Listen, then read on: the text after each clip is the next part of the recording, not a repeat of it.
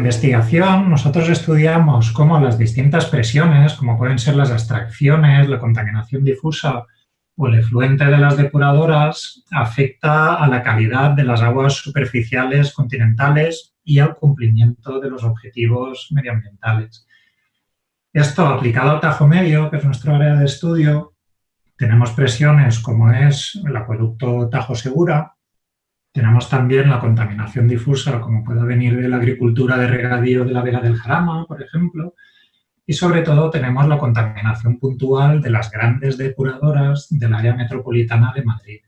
Y de hecho, como vemos en el diagrama de abajo a la izquierda, la zona del Tajo Medio se caracteriza porque esas presiones puntuales tienen un peso relativo muy grande respecto a las difusas, que no es la norma en Europa. Aquí vemos otras demarcaciones donde lo normal es que en conjunto la contaminación difusa tenga mucho más peso que la contaminación puntual. Pues vamos a centrarnos un poco en esas depuradoras y vamos a ver qué nos dice la legislación. La legislación emana básicamente de la Directiva 91/271, que está traspuesta y desarrollada en el Reglamento Español, y nos da dos restricciones para esos límites de depuradoras. Una restricción genérica en el efluente de la depuradora, que son unos valores de unas tablas, como por ejemplo un límite de 25 miligramos por litro para la demanda biológica de oxígeno. Y esta es genérica para todas las depuradoras de Europa, según su tamaño. Y otra restricción específica que nos dice que las aguas receptoras, después del vertido, deben cumplir con los objetivos de calidad previstos en el ordenamiento jurídico aplicable. Existe una figura en la legislación, en el texto refundido de la Ley de Aguas, que es la autorización de vertido, que nos permite establecer unos límites específicos para cada depuradora. Y esto lo vamos a ver con un ejemplo, para ver cuál de estas dos restricciones puede ser más importante. Esta es la Edar Sur, la depuradora más grande de la ciudad de Madrid. El primer límite afectaría al efluente de la depuradora en las decenas de metros que separan la depuradora del río Manzanares. Aquí es donde mediríamos y verificaríamos los valores de la tabla. La segunda restricción nos pediría que las aguas receptoras cumplieran los objetivos de calidad a lo largo de las decenas de kilómetros de los ríos Manzanares, Jarama y Tajo, donde se sienten los efectos de los vertidos de esta depuradora. Con esto ya vemos que el límite realmente importante que nos interesa es el segundo, que no siempre se está cumpliendo. ¿Y cuáles son los objetivos de calidad de las aguas receptoras? Pues son los que emanan de la Directiva Marco del Agua. Nos pide que todas las masas de agua estén en buen estado, en particular el estado ecológico se caracteriza con indicadores biológicos, físico-químicos, hidromorfológicos. Nosotros vamos a centrarnos en los físico-químicos, que son los que están limitados en la directiva de depuración. Si vemos una masa de agua como es el Tajo entre Aranjuez y Toledo, nos fijamos en el amonio, que es uno de los contaminantes más preocupantes en la zona, vemos que el límite es de 1 miligramo por litro. En el caso del Manzanares, el límite de buen estado serían 0,6 miligramos por litro, pero existen unos objetivos menos rigurosos, de los cuales hablaré luego, que flexibilizan este límite a 10 miligramos por litro. Pues vamos a ver estas dos restricciones cómo se están cumpliendo en el Tajo Medio. La primera restricción, la genérica, vemos que mayormente se está cumpliendo en todas las depuradoras de Madrid y en algunos casos cumpliendo con creces. Si nos fijamos en la demanda biológica de oxígeno, todas las depuradoras de Madrid están vertiendo unos efluentes con prácticamente la mitad de lo que estaría permitido en demanda biológica de oxígeno. Y el límite del fósforo, mayormente, con algunas pequeñas excepciones que no son muy importantes, también se está cumpliendo. Es decir, esa primera restricción se está cumpliendo. ¿Qué pasa con la segunda? Aquí tenemos unos diagramas donde vemos, por ejemplo, la concentración de amonio a lo largo del Jarama y el Tajo hasta Toledo respecto a los límites que fija la legislación y vemos que, por desgracia, las concentraciones observadas están muy por encima de esos límites de la Directiva Marco del Agua y su transposición al Reglamento Español. Es decir, no se está cumpliendo la ley de depuración en su conjunto.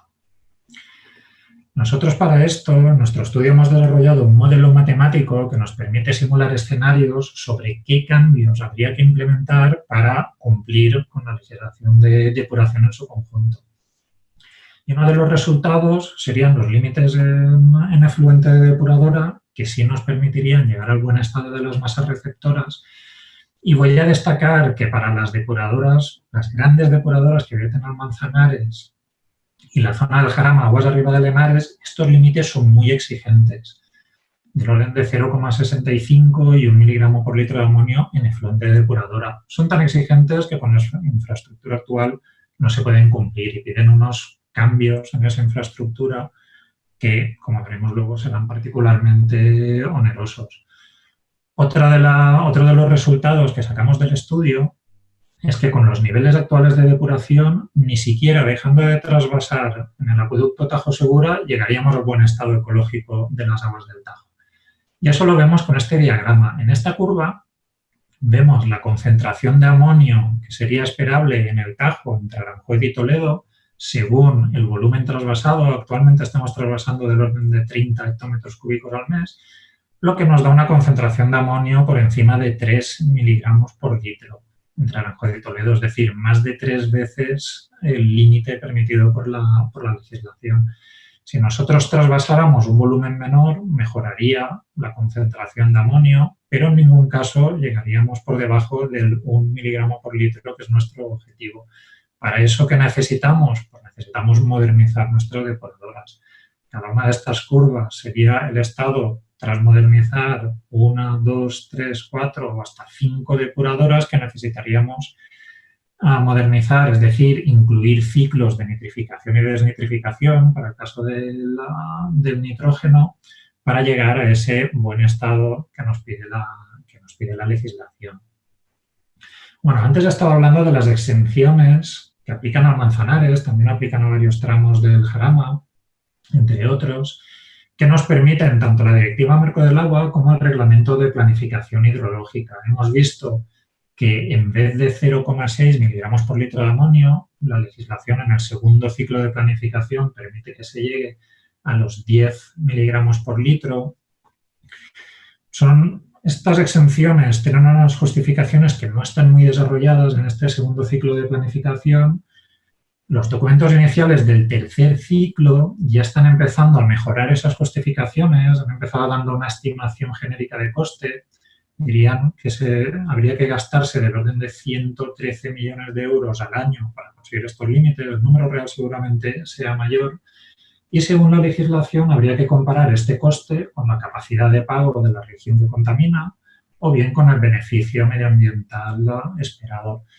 Justo esta parte de la legislación a nivel europeo está poco desarrollada y en nuestra línea de investigación pues estamos desarrollando tanto métodos como comparaciones con otras demarcaciones para reforzar estas justificaciones. Y ya justo antes de acabar quiero hablar de que lo que he expuesto hasta ahora son el estado estacionario y las medias anuales, pero no hay que olvidar que hay unos efectos temporales muy importantes, como son los vertidos al río por desborde de la red de saneamiento en capítulos de lluvia, que por arrastre de la contaminación acumulada en el pavimento, pues nos dan unos picos de concentración de contaminantes en la red de saneamiento que a veces hay que verter directamente al río porque desbordan su capacidad. Estos efectos se pueden paliar, pero no siempre anular con los tanques de tormenta. Y es una cosa que hay que tener en cuenta a la hora de diseñar las autorizaciones de vertido. Nada, muchas gracias por vuestra atención. Yo os he expuesto la línea de investigación en la que estoy trabajando, que también cuenta con el apoyo del doctor Paredes, de la Universidad Politécnica de Valencia. Y en el Observatorio del Agua, aparte de esta línea, hay otras dos líneas de investigación muy interesantes. Una de ellas utiliza técnicas de Machine Learning para entender cómo todo tipo de presiones que afectan a las aguas superficiales afectan a nuestro estado ecológico, muy en particular los indicadores biológicos, y otra en la que se estudia la implementación de los caudales ecológicos en España. Muchas gracias.